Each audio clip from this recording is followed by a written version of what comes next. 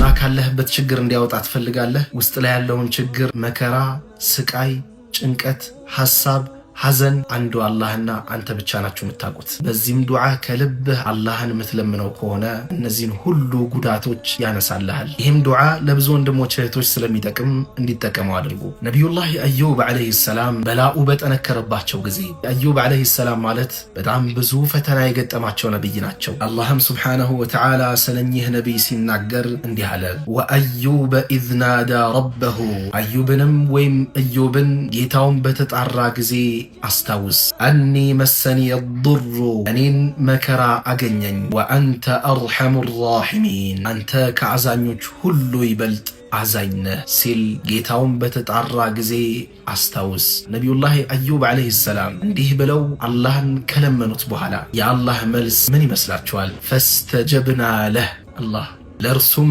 ጥሪውን ተቀበልነው አለ አላህ ስብሓነሁ ወተዓላ። ወከሸፍና ማ ቢሂ ሚን ዱር፣ ከጉዳትም በእርሱ ላይ የነበረውን ሁሉ አስወገድን አለ አላህ ስብሓነሁ ወተዓላ። ያ አኺ ወላህ ከልብህ አልቅሰህ አላህን ስብሓነሁ ወተዓላ ለምነው፣ ውጤቱን ትመለከተዋለህ።